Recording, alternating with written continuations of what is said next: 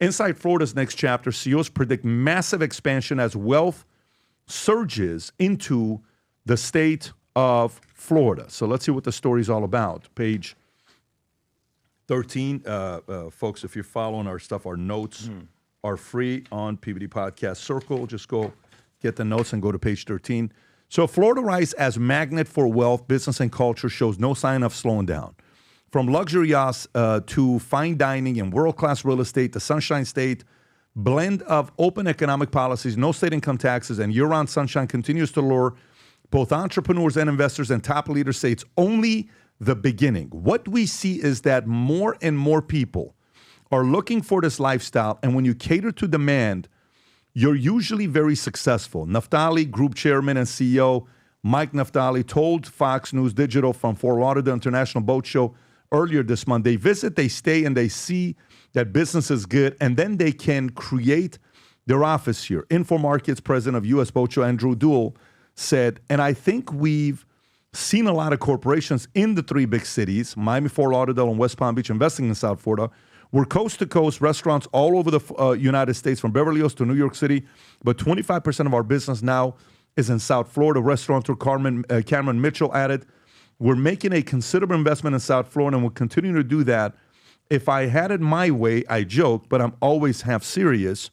If I could just build restaurants in Florida, that'd be great. From 2019 to 2024, Florida's real gross domestic product rose more than 21%, more than 11%, doubled the 11% of real GDP the nation saw during the same time period, according to Governor's office. Tom, what's happening with Florida here? Well, with Florida, guess what? So I'm going to step aside from all the politics and running for president and everything like that, and I'm just going to use the words leader and thank you. For Governor Ron DeSantis is a leader here in Florida, and we thank you. He's been a leader during the hurricanes. He got a bridge built, pushing hard on rescue services to get a kind of a land bridge, a rock bridge rebuilt to help with the hurricanes that happened on the Gulf Coast so they could get supplies and water and first responders in. There's been so many things he's driving, and now he's driving this initiative to review whether property tax in Florida can be paid for in other ways, and we can help reduce the cost of home ownership and affordability with taxes.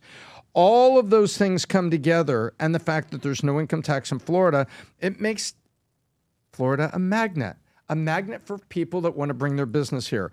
And I'll tell you, I'm not, if billionaires want to move to Manalapan, that's fine. But what I'm really interested in is business owners that want to move here, provide good paying jobs for the populace, with the governor, I hope, also helping with regulation and move restrictions out of things so people can operate those business.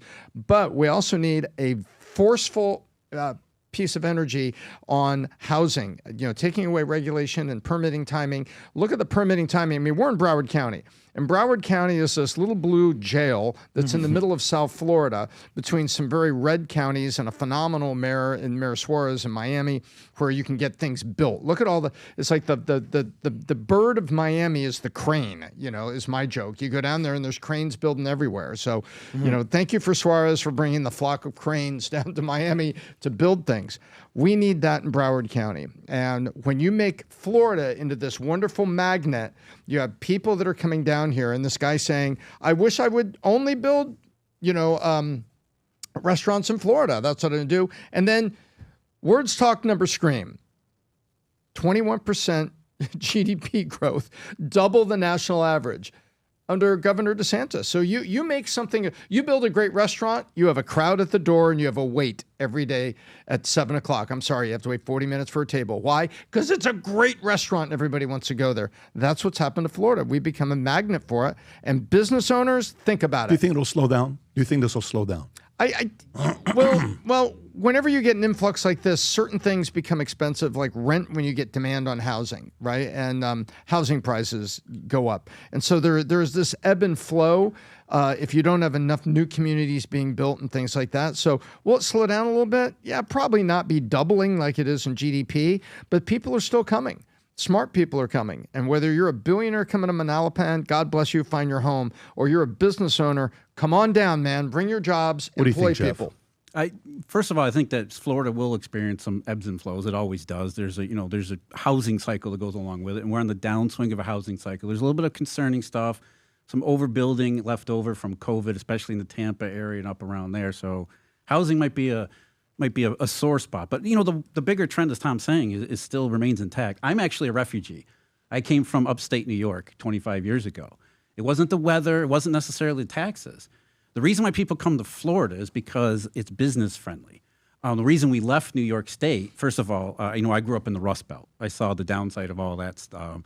It isn't, the Rust Belt, you can blame a lot of factors for that, but a lot of it has to do with government overreach and overregulation. That's really why I left New York State. You come down to Florida, it's night and day difference. Florida is much more free and open, less regulated. That's where the lack of income taxes comes from. You compare New York State to Florida, not just in terms of population, but the government expenditures. Florida has more people now than New York State does, but yet their government expenditures are, I believe, less than half of what they are in New York State. And those two things correlate. The bigger a government is, the more there's going to be overreach. There's more there's going to be, interference in the just daily lives of people who live there, as well as the businesses that are trying to succeed. And it just becomes a toxic mix. So Florida has a lot of things going for it, but the weather, the taxes, those aren't necessarily the key secret ingredients that make Florida a top draw destination like Texas. People are moving to Texas and Florida because it isn't the same type of overwhelming, really overwhelming government climate like it is in the Northeast or the coast. Yeah, when you said refugee, I was like, all right, as long as you're not coming here from Minnesota or some of these places we're looking at. I don't know. I mean, at one point, where I grew up in upstate New York, it's not great. Upstate? Upstate. We're in upstate? What part? I grew up near a place near Syracuse called Mexico, New York. Mexico, New York. Wow. Right on the corner of Lake Ontario. Nice. How's the beach in Mexico, New York? It's not good. good. Like Harry Steakhouse it's on the corner snow. of Lake Ontario. Snow. For Lake summer, effect snow. No. We're up there. Summer is 2:30 to 4 o'clock on July 7th. That's summer. Because that's it. Summer is an hour and a half. I went there to be with the luge team.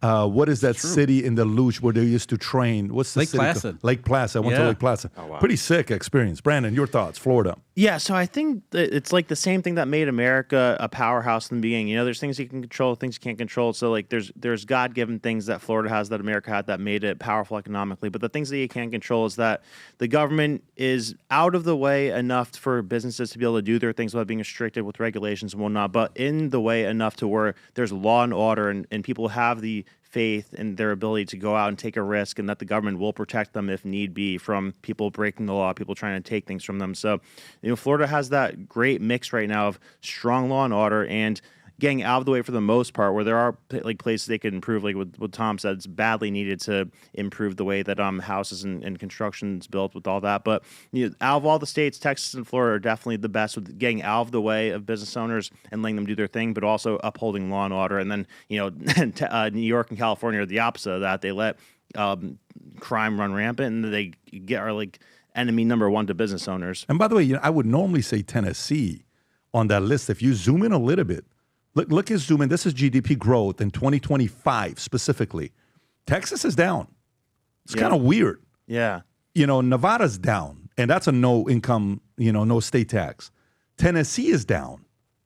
Look at Tennessee. Yeah. Well, Texas, there's the oil bust. Right. So they're dealing with the oil. They still have a lot of oil. And Nevada is dealing with the gambling stuff because the governor cannot fix the gambling problem.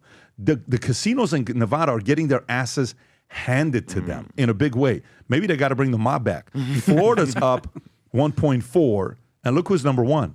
South Carolina. I lived there for 9 months when I was in the Army. Fort Jackson, South Carolina, up 1.7%. Second is Florida. Who's third, Rob? Is Arkansas third at 0.8? It looks like it. And North Carolina. Alabama.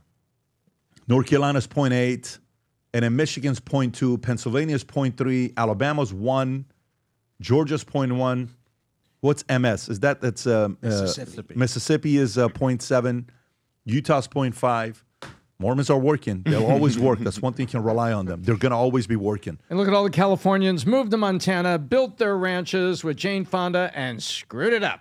By the way, Tom, what is going on with Nebraska and Montana and Iowa? Look at Iowa and Nebraska are the lowest.